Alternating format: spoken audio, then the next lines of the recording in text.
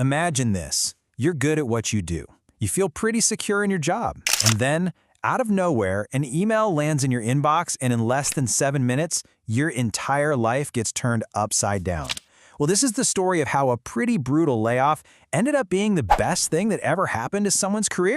So meet Jason Miller. He had a good job, a solid routine. He thought he was safe. But that feeling of security? Yeah, it was about to be completely shattered. And it all started with a single, mandatory meeting invite that popped up on a Tuesday morning.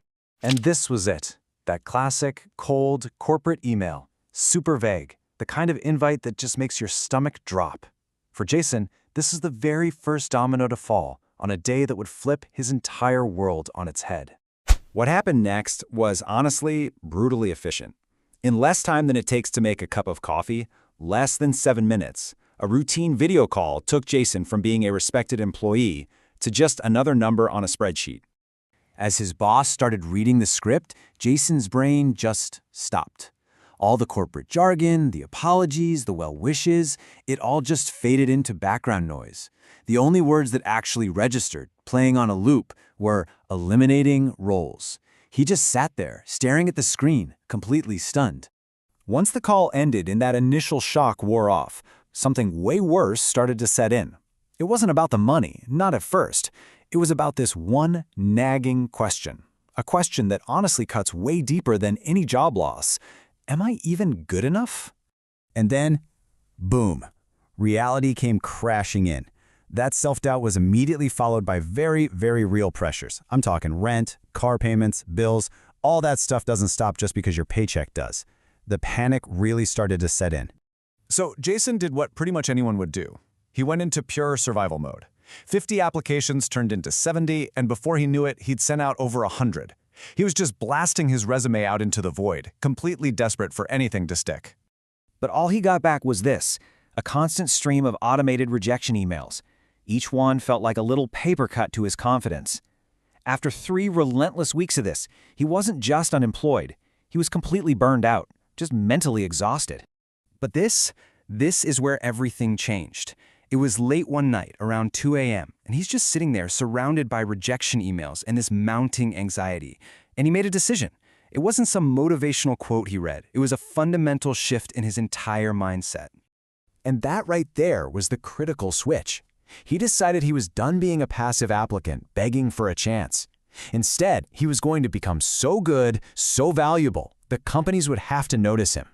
This was the moment he took back control of his own story. So he stopped applying more and started applying smarter. He had a realization. The problem wasn't his work ethic, it was his strategy. So he decided to focus all of his energy on just 3 specific high-impact actions. And this was his new 3-step plan. It wasn't about sending out more resumes, no. It was about rebuilding his personal brand, creating actual proof of his skills, and then networking, like a real person. Let's break that down. Okay, first, the brand. He got rid of that green open to work banner on LinkedIn. I mean, it just screams desperation, right? Instead, he wrote this powerful new headline. It wasn't about what he wanted, it was about the value he could provide. He switched from "I need a job" to "Here's the problem I can solve for you." Next, he built proof. He knew his resume was just getting lost in a giant digital pile, so he created tangible examples of what he could do. He put together a couple of small but really impressive projects, things he could actually show a hiring manager and say, "Look, this is what I'm capable of." And his whole approach to networking changed. No more awkwardly asking for jobs. Instead, he started reaching out with genuine curiosity, just asking for insights. And a funny thing happened. People actually started responding. They wanted to help.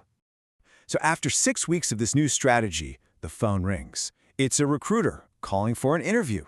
But here's the crazy twist. It was from his old company, the very same one that had just laid him off. It turns out, after he left, things on his old team started to fall apart.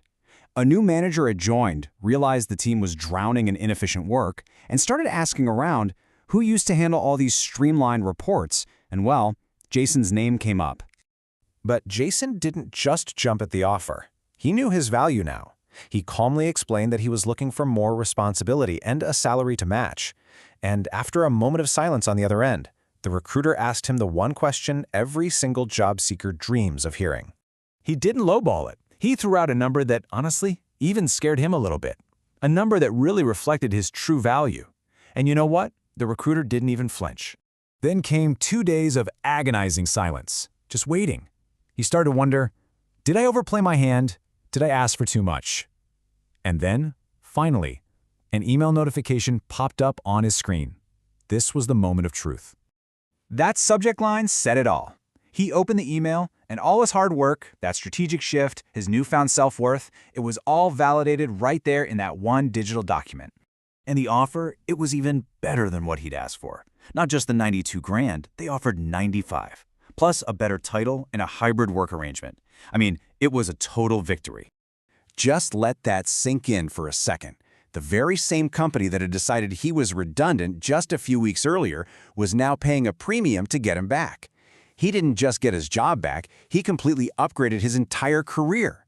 And that's the ultimate lesson here, isn't it? What felt like a brutal rejection was actually a redirection. It forced him to reevaluate everything, to understand his own worth, and to build a much better career. It really makes you wonder, if you're facing a rejection right now, where is it trying to redirect you?